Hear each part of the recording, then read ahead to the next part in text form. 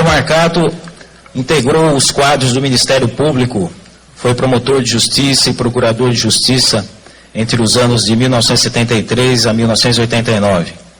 Foi integrante do Poder Judiciário no Tribunal de Justiça de São Paulo e no Tribunal de Alçada, como juiz de direito e desembargador, entre os anos de 1990 e 2001. É professor da Faculdade de Direito da Universidade de São Paulo, nos cursos de graduação e pós-graduação, na cadeira de Direito Processual Civil. É diretor e professor do curso que leva o seu nome, o reconhecido e conhecido curso do professor Marcato, preparatório para concursos jurídicos. É membro da International Association of Law, da Associação Ibero-Americana de Direito Processual e do Instituto Brasileiro de Direito Processual.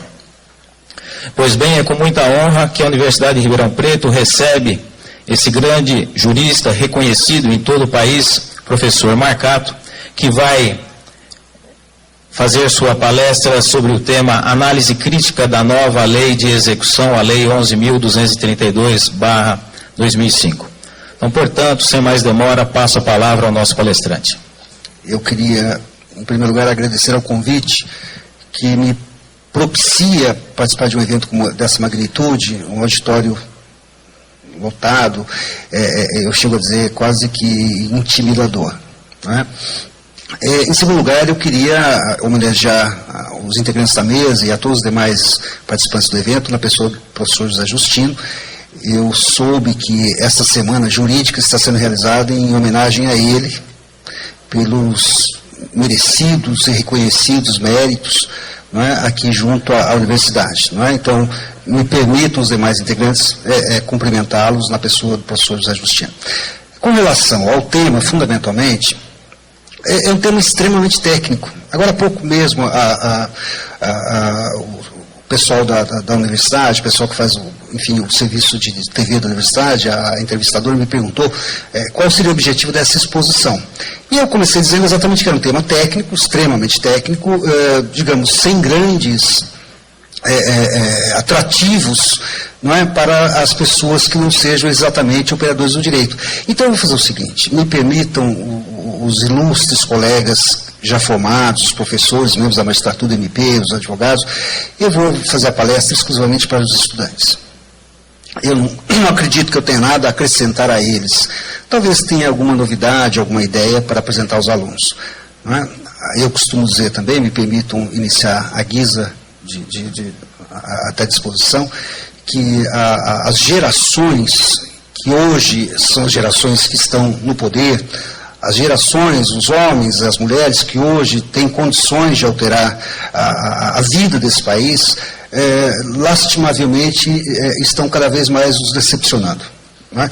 Portanto, toda a esperança repousa em vocês. Quando eu era criança, eu ouvia dizer, e creio que alguns ouviram também, que este era o país do futuro. E o que me indago hoje é o futuro de quem? Porque certamente não para o meu. Não é? Então, se futuro há nesse país, e certamente há, esse futuro repousa nos ombros de vocês todos. Por isso que eu me dirijo exatamente agora a vocês. Vejam bem uma coisa. O processo de execução no Brasil, no Código de 74, abrindo um parênteses, este é o segundo Código de Processo Civil que nós temos, nacional. Nós tivemos o Código de 1939, que vigorou até o final de 1973, e o Código atual, que entrou em vigor em 1º de janeiro de 74, e de lá para cá veio sofrendo, como continua sofrendo ainda hoje, paulatinas reformas, adaptações. Pois bem, quando o Código atual foi editado em 74, criou-se um processo autônomo de execução fundado em título judicial. Eu já explico isso.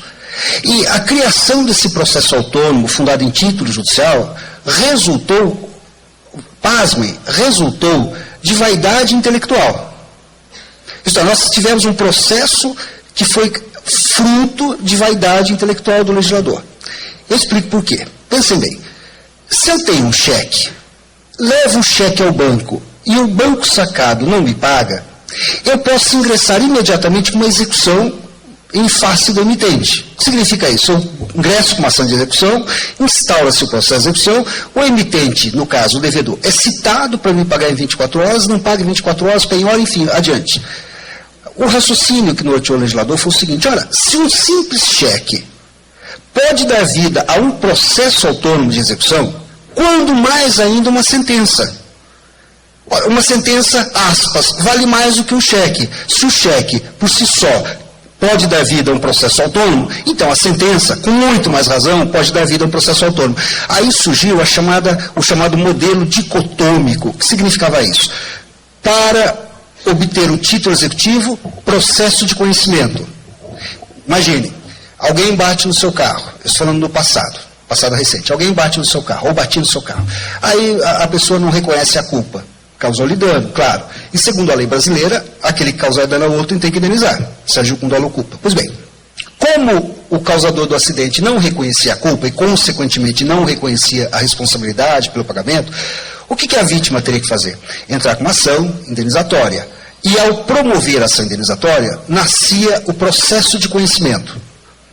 Por meio do processo de conhecimento, as afirmações eram levadas, as afirmações do autor eram levadas ao conhecimento do juiz, as defesas do réu eram levadas ao conhecimento do juiz, e o juiz, depois de instruído, depois de conhecer a causa, deu o nome processo de conhecimento, ele proferia uma sentença, imaginem, julgava procedente e condenava o réu a pagar a indenização. Aí a vítima se sentia confortada, falou, graças a Deus, alguém reconheceu que o outro é meu devedor, graças a Deus.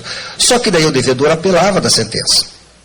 Recurso de apelação, Tribunal de Justiça de São Paulo. Aqui em São Paulo, lastimavelmente, por uma série de circunstâncias que não vem ao caso, quais sejam, mas lastimavelmente, um recurso entre a data da interposição em Ribeirão Preto e a data de julgamento em São Paulo demora cerca de 2 anos. E nesses 2 anos nada acontece.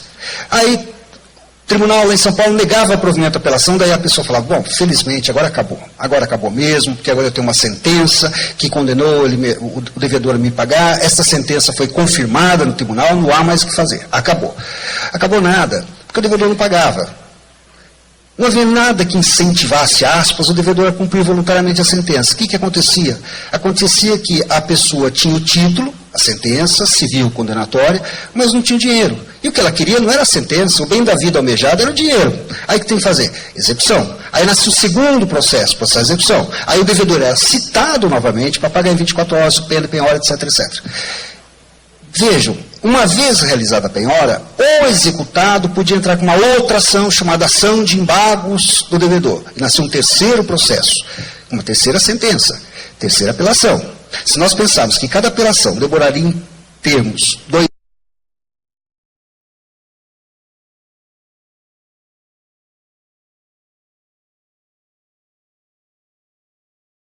anos para ser julgada, entre a data da interposição em Ribeirão Preto e a data de julgamento de São Paulo, isso se não houvesse recurso especial extraordinário, em 6 anos, mais ou menos, as coisas estavam mais ou menos resolvidas. Daí você fala assim, bom, e agora? Agora não recebeu, sabe por quê? Porque daí ocorria o chamado vácuo econômico, ou na linguagem popular, ganhou, mas não levou.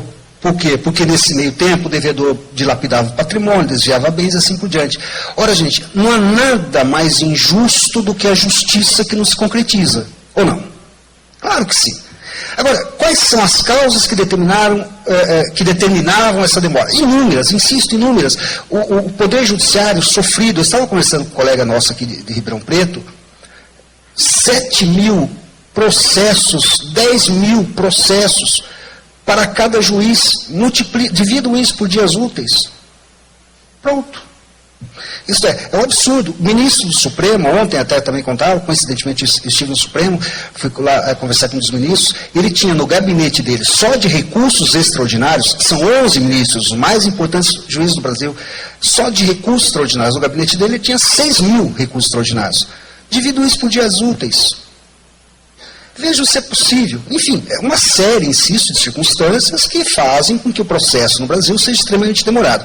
Por força disso, surgiu um movimento, digamos assim, de dentro para fora, do próprio judiciário, da advocacia, do Ministério Público, no sentido de reformular essa técnica que existia, que era essa técnica, não por acaso chamada dicotômica. Por quê?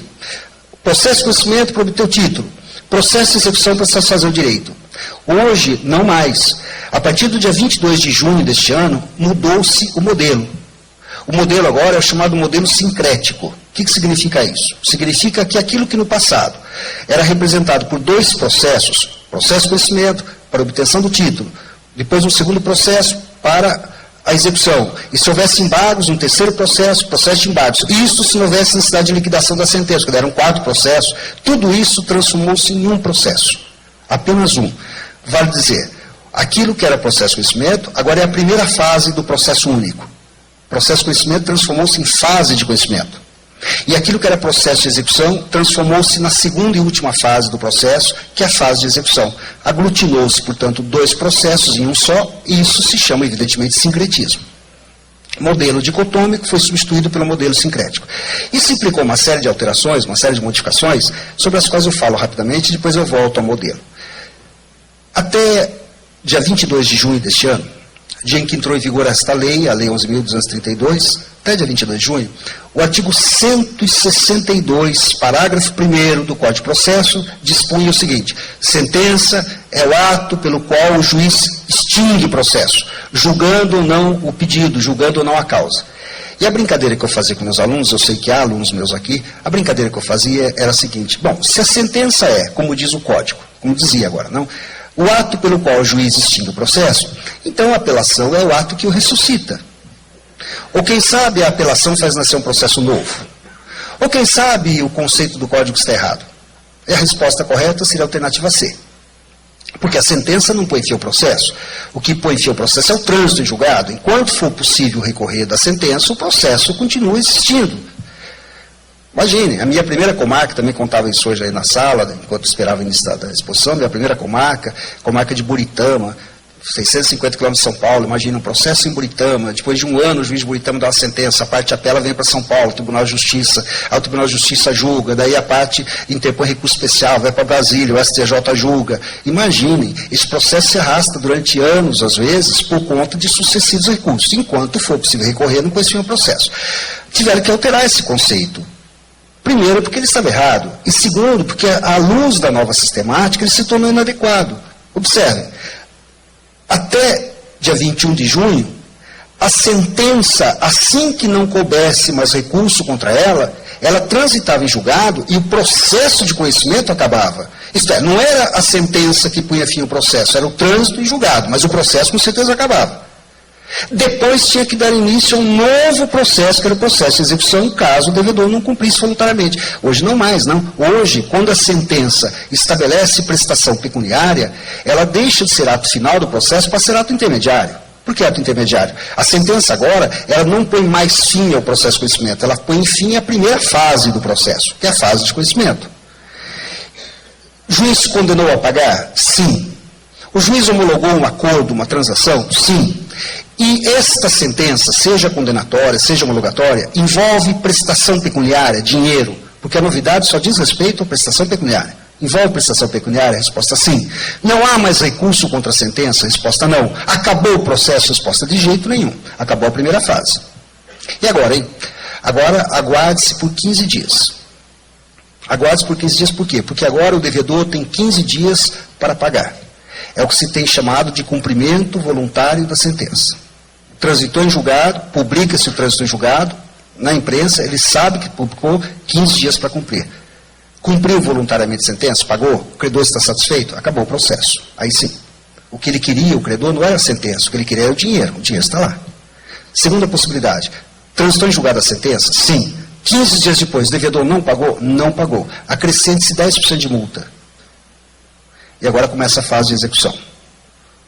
Não pagou em 15 dias, aumenta em 10% o valor devido, pede a penhora, começa a execução, começa a fase executiva. Vocês percebem, portanto, que agora o devedor, uma vez que haja a certeza de que ele efetivamente é devedor, e a certeza resulta da coisa julgada, a sentença transitou em julgado, o devedor agora, ele tem aspas, um incentivo, fechem aspas, para pagar, não? Incentivo, aspas, fechem aspas, que não havia no passado, não? O que acontecia no passado? Foi condenado a pagar? Foi. Transitou em julgado a sentença? Transitou. Acabou o processo de conhecimento? Acabou. E daí? Daí nada. Aí tinha que promover ação de novo, ação de execução. Perceberam? Isso é processo novo, citação nova. Hoje, se ele não cumpre voluntariamente a sentença no prazo de 15 dias, este incentivo negativo é exatamente isso. Ou você cumpre ou você cumpre. Porque se já transitou em julgado e, portanto, não há mais dúvida de que você deva, Ou você cumpre voluntariamente, ou você cumpre forçosamente e ainda assim com 10% de acréscimo. Imagine, 10% é um percentual bastante razoável. Uma dívida de 100 mil reais se transforma numa dívida de 110 mil reais. Uma dívida de 1 milhão de reais se transforma numa dívida de 1 milhão e 100 e assim por diante. E cá entre nós, 10% é um percentual bastante elevado, independentemente do qual valor devido, porque a questão de qual valor devido depende muito da capacidade econômica de cada um. Aquilo que para um pode ser nada, para outro pode ser vital, pode ser tudo. Nós sabemos muito bem disso. Então, a primeira grande novidade da nova lei, resultante da nova lei, é esta. Não há mais, quando a execução for fundada em sentença, fixando prestação pecuniária, são essas características. Execução fundada em sentença, envolvendo prestação pecuniária, não há mais processo autônomo de execução. Agora vai haver a fase executiva agregada à primeira fase, que é a fase de conhecimento. Alguém diria, mas isso é muito pouco. Eu tenho lido e ouvido algumas críticas, isso é muito pouco. Afinal de contas, alguns dizem, o que mudou fundamentalmente? Mudou o fato, dizem alguns, que agora só tem uma citação. Antes nós tínhamos 2 processos e 2 citações. Citação no processo de conhecimento, era citado para se defender em 15 dias, não é? No caso do rito ordinário, e depois citação no processo de execução para pagar em 24 horas, nomear bem sob pena de penhora. Alguns falam, está vendo? Agora só economizou uma citação. Não é bem isso, não. Pense uma coisa. Eu não sei se os colegas sabem disso. Se houver necessidade de citação por edital, são 2 publicações no Diário Oficial e uma publicação na imprensa local. Em São Paulo, isso custa por volta de R$ 1.200. Está bem? Imaginem uma dívida de R$ 2.000. Aí o devedor foi condenado a pagar R$ 2.000. Tá bem? Aí você promove a execução e o devedor não é localizado. Aí o juiz determina, então, que a citação seja feita por edital. Se o valor que está sendo objeto da execução é de R$ 2.000, e só um ato do processo, a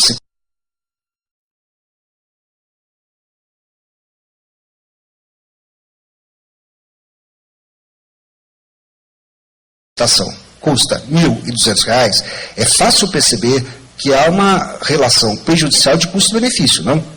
Isto é, qual o sentido de eu promover uma execução de R$ 2.000 em relação a alguém que está em lugar incerto e não sabido, gastar para isso R$ 1.200? Não tem sentido. Então, no mínimo, se pensarmos sob o vista pragmático, no mínimo economizou-se o dinheiro da segunda citação. Eu já gastei dinheiro com a primeira e a única acabou, no mínimo. Mas não é só isso, não. Pense uma coisa.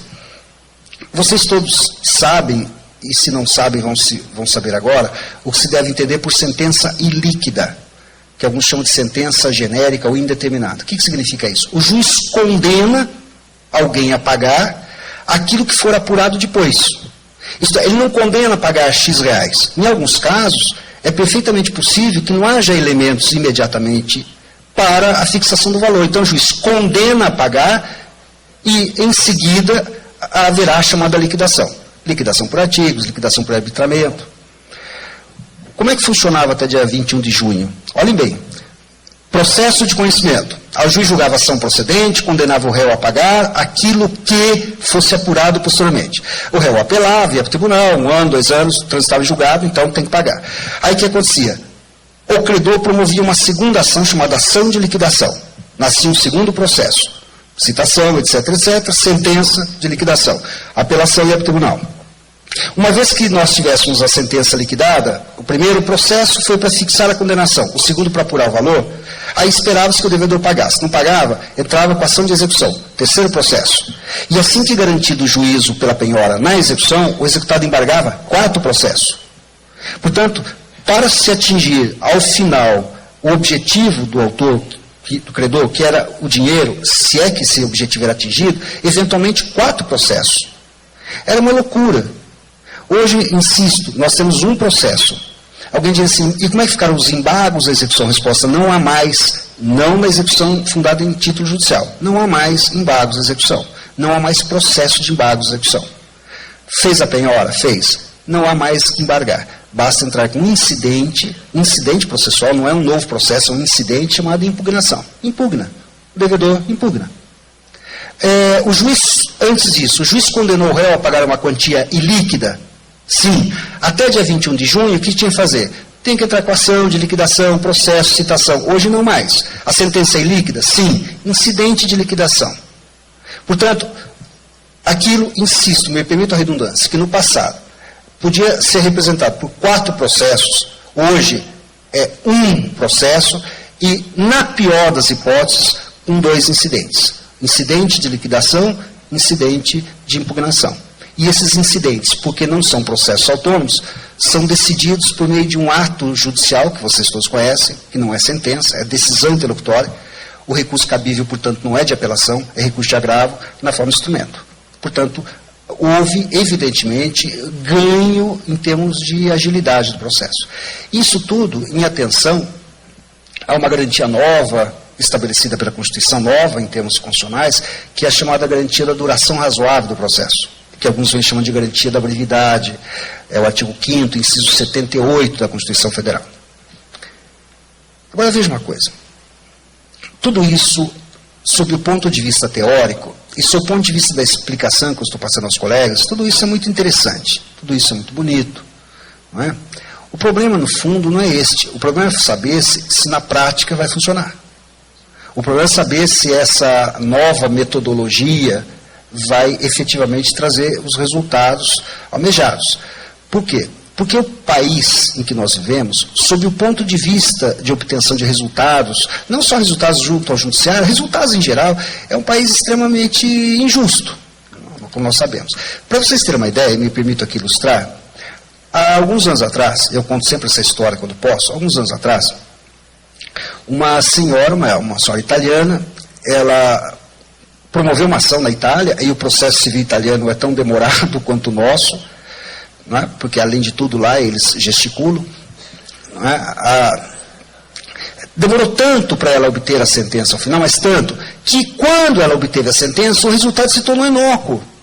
Isso ela ganhou.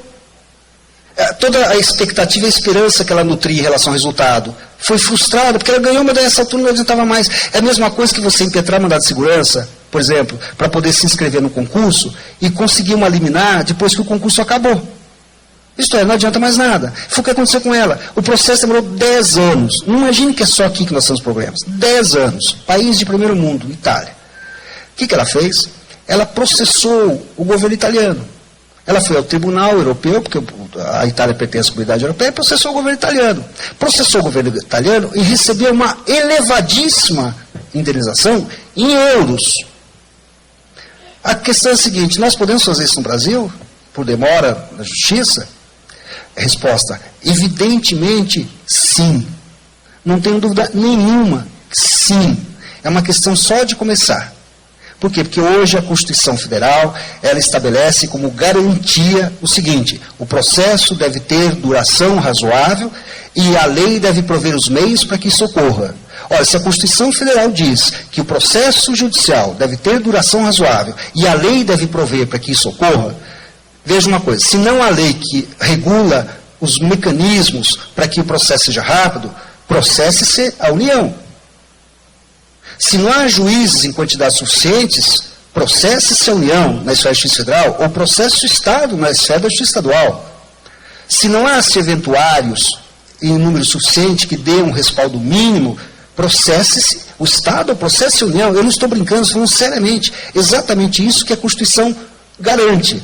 O problema é saber se é garantia ou não. E eu explico por quê. Assim que o artigo 5º teve esse acréscimo do inciso 78, por conta da emenda 45 de 2004, eu fui convidado para dar uma palestra sobre a emenda 45. E um dos palestrantes era o Dr. Sérgio Renaud, que hoje, na época, já estava integrado ao Ministério da Justiça e que, digamos assim, foi o patrocinador da assim chamada reforma. E como eu tenho liberdade com ele, eu ia falar sobre a emenda, eu virei para ele brincando, tinha um público não tão distinto quanto esse, nem tão grande quanto esse, mas tinha lá um público, e eu falei para ele, Renaud, me permite fazer a brincadeira, isso é uma garantia constitucional ou uma promessa? Porque é uma diferença fundamental entre aquilo que é garantido e aquilo que é prometido. Olha, de promessa, a Constituição é plena. Nós precisamos ver se ela é plena também de garantias. E até na ocasião eu fiz uma brincadeira, que é uma brincadeira muito triste de se fazer.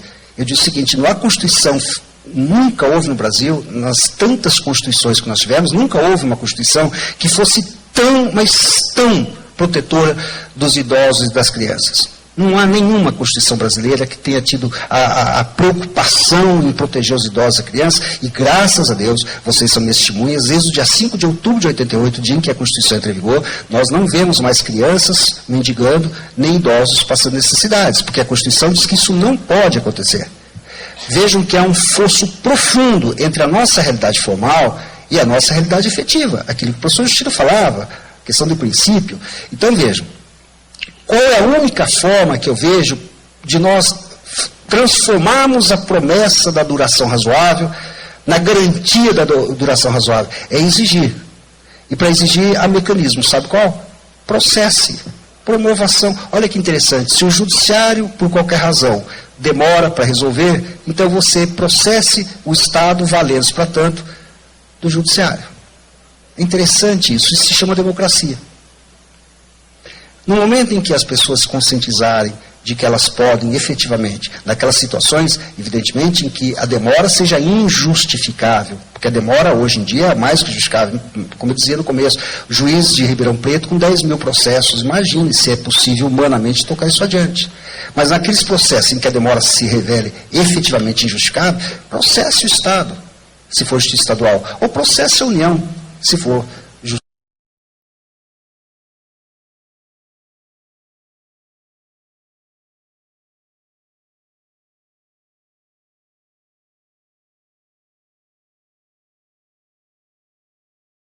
Justiça Federal, Justiça do Trabalho, por exemplo, que pertence à esfera federal. Vejam se eles não vão começar a criar mais cargos para juízes, se eles não vão começar a estruturar melhor o Poder Judiciário, se não vão começar a remunerar melhor os servidores. Vejam se não vão fazer isso. Porque entre ficar pagando indenizações milionárias e prover um judiciário que seja um judiciário ágil, e quando eu falo judiciário, eu falo no global, é evidente que para o Estado seria muito mais interessante, muito embora seja dever dele, prover um judiciário ágil, sem que houvesse ameaça de ser processado para tanto. Mas, de qualquer forma, veja uma coisa, nós temos uma legislação nova que torna mais ágil o processo de execução? Resposta, temos. Nós temos uma legislação apta a levar a este resultado ágil? Resposta, temos. Nós temos condições materiais para que isso ocorra dentro daquela expectativa, daquela perspectiva de justiça ágil? Resposta, não sei. Porque uma coisa é legislar e outra coisa é tornar efetivo aquilo que foi legislado. Há muitos anos atrás, só para ter uma ideia, lá na São Francisco, na época da CLT, na década de 40, por aí, veio um professor francês fazer uma palestra. Isso é contado lá até hoje.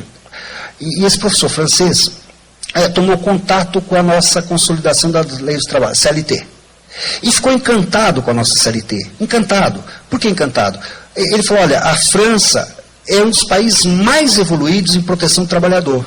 E é verdade. Ele falou, e lá na França, nós não temos, e esse professor francês, nós não temos na França uma legislação trabalhista tão boa quanto a legislação de vocês. Como é que vocês conseguem?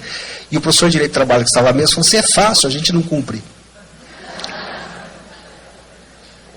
Então, observe que a mensagem que eu estou tentando passar a vocês não é uma mensagem de desencanto ou uma mensagem de desprezo para isso. Não é, não, ao contrário.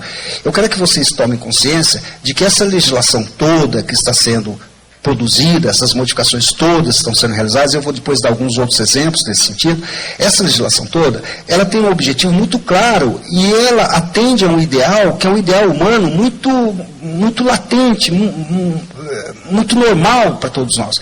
É a justiça. É a obtenção de resultados que sejam justos. Agora, resultados que sejam justos e que sejam, dentro do possível, rápidos.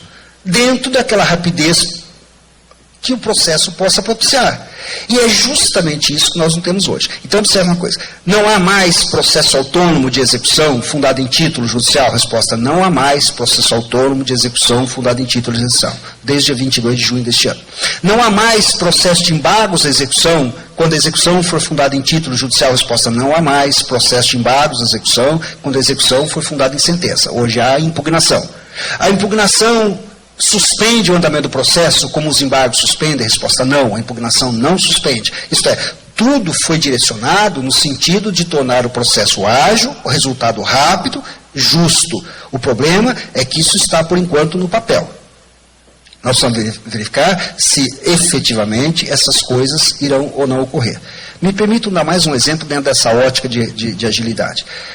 Artigo 518 do Código de Processo Civil. O artigo 518 foi alterado. Ganhou um parágrafo. Esse artigo 518 estabelece hoje, dentro dessa ótica de celeridade, de brevidade, estabelece hoje aquilo que se convencionou chamar de súmula impeditiva de recurso. Também me permite exemplificar, e sempre me dirigindo aos alunos, aos estudantes. Nós temos aqui juízes presentes nesse auditório. Um deles dá uma sentença. Contra a sentença, apelação. A apelação vai para o Tribunal de Justiça de São Paulo. O Tribunal de Justiça de São Paulo julga. Se foi suscitada uma matéria federal, pré-questionamento de matéria federal. Cabe recurso especial ao STJ em Brasília. Se foi suscitada matéria constitucional, pré-questionamento de matéria constitucional, cabe recurso extraordinário em Brasília. Bom, vocês imaginem quanto tempo isso demora. Agora vejam, se o juiz daqui de Ribeirão Preto decidiu matéria jurídica e decidiu com base em súmula do Supremo Tribunal Federal, olha que interessante, ou decidiu com base em súmula do Superior Tribunal de Justiça, vejam, se o juiz daqui decidiu aplicando uma súmula, isto é, uma orientação a respeito de matéria jurídica, oriunda do tribunal mais importante do Brasil, que é o Supremo, ou de mais importante tribunal em matéria federal, que é o STJ, qual é a chance que o derrotado tem de ganhar em São Paulo? Se o juiz daqui decidiu com base em súmula do Supremo do STJ, o derrotado apela para São Paulo, qual a chance que ele tem de ganhar no Tribunal de Justiça de São Paulo? Resposta, mínima. Sabe por quê? Porque se o juiz daqui aplicou a súmula e aplicou corretamente, o Tribunal de Justiça, ao julgar a apelação, vai aplicar também e vai negar provimento à apelação. Mas se o Tribunal de São Paulo alterar o julgamento do juiz de Ribeirão Preto, e o juiz daqui, insisto, decidiu com base em súmula, sabe o que a parte faz contra o acordo do Tribunal de Justiça de São Paulo? Vai para Brasília, vai para o Supremo, e fala, está vendo? O Tribunal de Justiça de São Paulo alterou uma sentença do juiz de Ribeirão, o juiz de Ribeirão decidiu com base em súmula de vocês aí do Supremo, o Tribunal de Justiça alterou. O que vocês acham que o Supremo faz, gente? Aplica a súmula. Você sabe quanto tempo demora esse trâmite todo de Ribeirão até Brasília, se é que se chega até lá? Alguns anos. Então, olha a ideia inovadora e interessante, que alguns advogados não estão gostando, mas, enfim, eu gosto. E eu que estou dando a palestra, então. Não é? Permita a brincadeira. Olha a novidade. O juiz de Ribeirão Preto decidiu com base em súmula? Sim. A parte derrotada pode recorrer? Resposta? Pode, claro. Só que tem um detalhe. A hora que recorrer, sabe o que o juiz de Ribeirão Preto fará? Ele vai dizer o seguinte, como a minha sentença é fundada em súmula, nos termos do artigo 518, parágrafo 1º do Código de Processo Civil, indefiro a tua apelação. Ponto. Entendeu? Não tem nada a ver com súmula vinculante, nada, até porque súmula vinculante nem está regulamentada. Fizeram um carnaval por causa da súmula vinculante, que ia acabar com o judiciário, etc., está lá, não vai regulamentar nunca, enfim, está lá. Está lá, naquelas coisas da Constituição. Agora, a súmula impeditiva está aí, vigorando. Querem ver outra novidade? Interessantíssima, dentro dessa ideia de brevidade, o artigo 285A. Eu não sei nem se não estou invadindo palestra de alguém. Não, o João vai falar de civil, não é? É a única coisa que ele entende, aliás.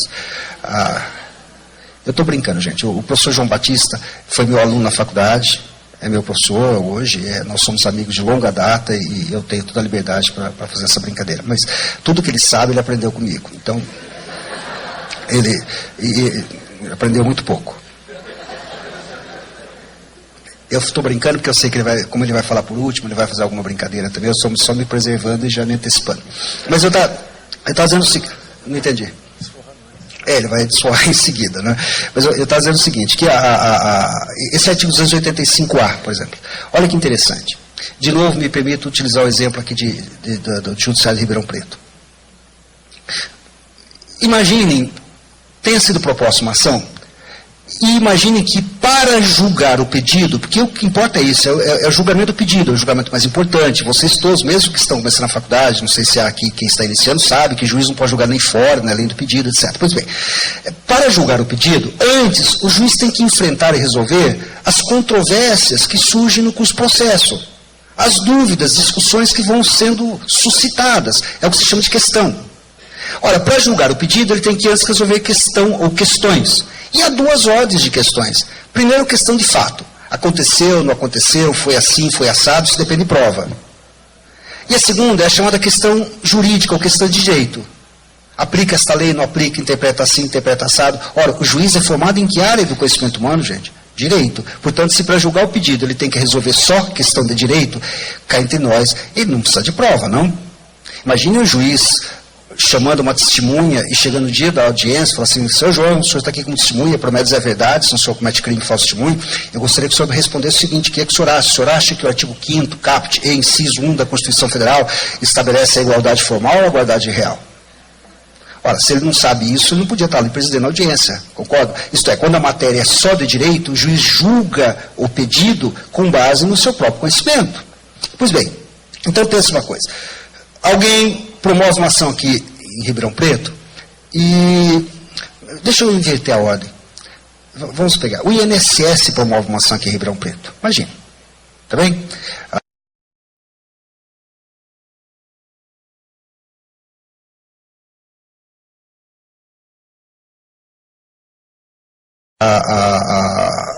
Aí o juiz, nesse caso seria juiz federal, porque é INSS, mas não importa. Aí o juiz manda citar o réu, o processo tramita, o réu contesta, alega matéria de direito, etc, etc. E o juiz chega à conclusão, ao final, de que naquele caso concreto, o INSS não tem razão. Não porque a matéria fática, não tem razão por conta da lei. Então o juiz interpreta a lei, naquele caso concreto, resolve as questões jurídicas que ele tem que enfrentar e ele resolve que naquele caso o INSS não tem razão. E julga improcedente. O processo tramitou regularmente e tal. Imaginemos que no dia seguinte o INSS processe uma outra pessoa, mas envolvendo a mesma matéria de direito. Aí o juiz manda citar o réu, o processo tramita, etc. Ao final ele julga improcedente. Ele já tem a convicção dele formada a respeito de como deve interpretar e aplicar aquela norma. Aí o INSS promove uma terceira ação, não é?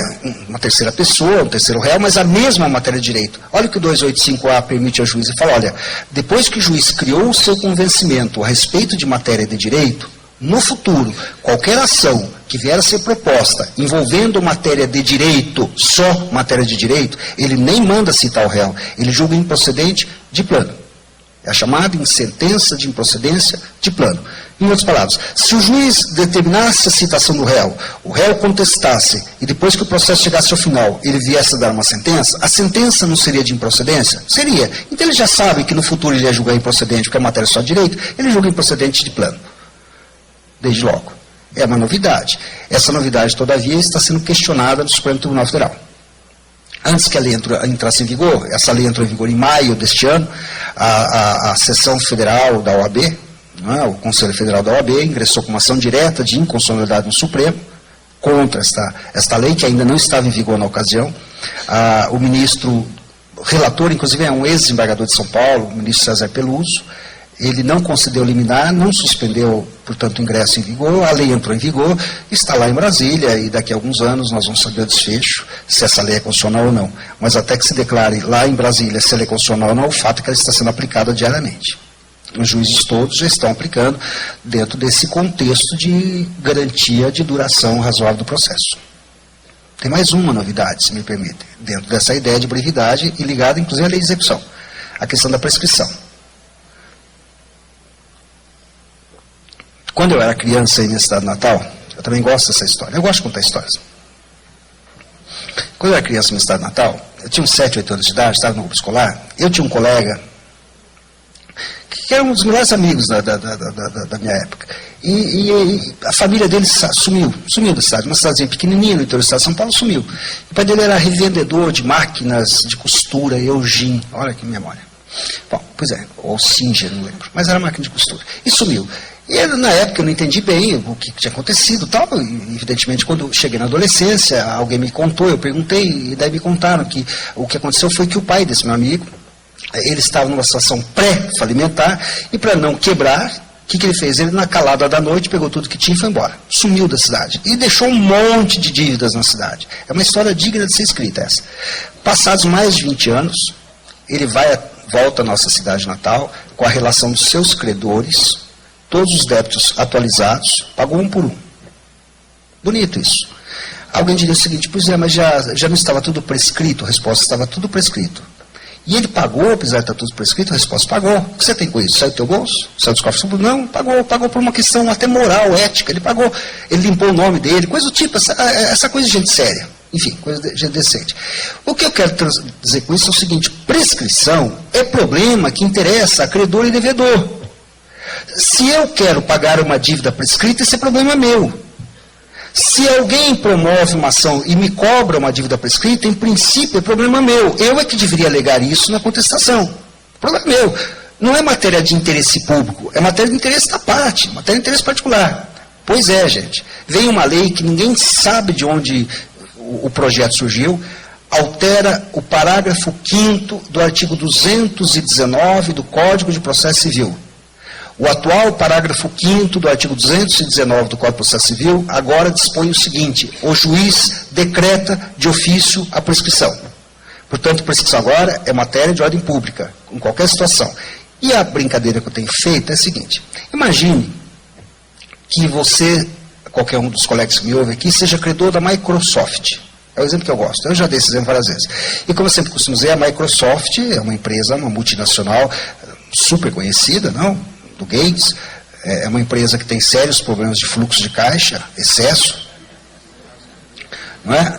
Aí você processa a Microsoft, o juiz examina a petição inicial, examina os documentos que instruem a petição inicial, chega à conclusão que já ocorreu prescrição em favor da Microsoft, e ele, pela lei brasileira atual, é obrigado a reconhecer a prescrição em favor da Microsoft e indeferir a petição inicial de plano, entenderam? A justificativa para essa alteração é que atende à garantia da brevidade. E o que eu tenho dito aos meus alunos, processo breve isso, né?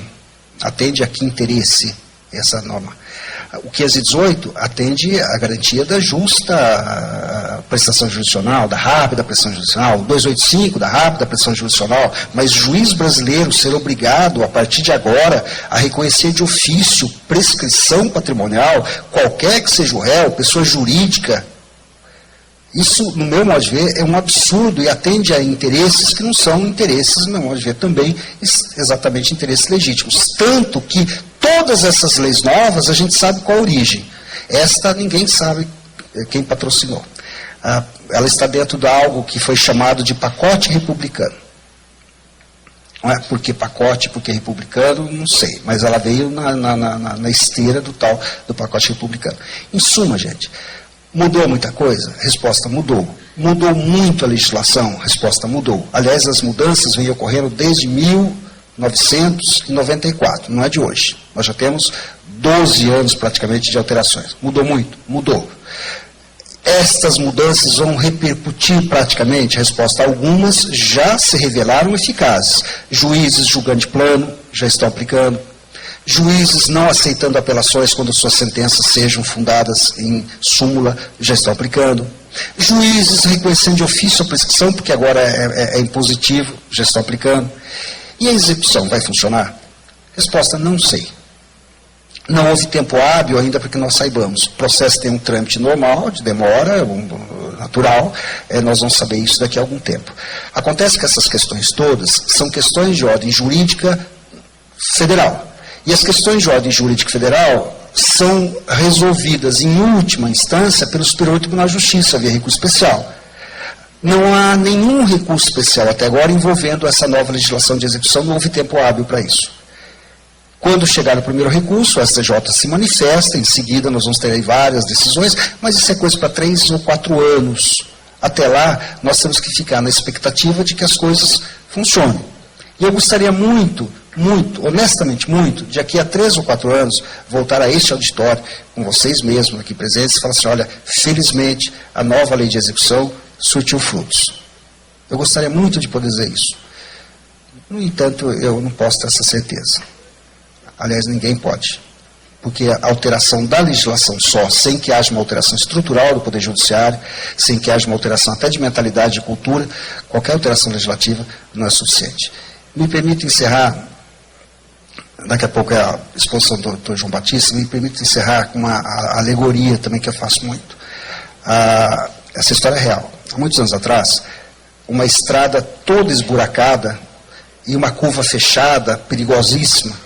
E antes da curva da estrada, havia uma placa antiga, que alguém andou dando uns tiros nela, inclusive, e essa placa dizia o seguinte: atenção, buracos na estrada. E havia mesmo. Ou seja, ao invés de eles corrigirem os buracos, eles fizeram uma placa e adaptaram a estrada aos buracos. E eu fico com muito medo se essas alterações legislativas não são as placas dos buracos do processo. Muito obrigado a vocês todos.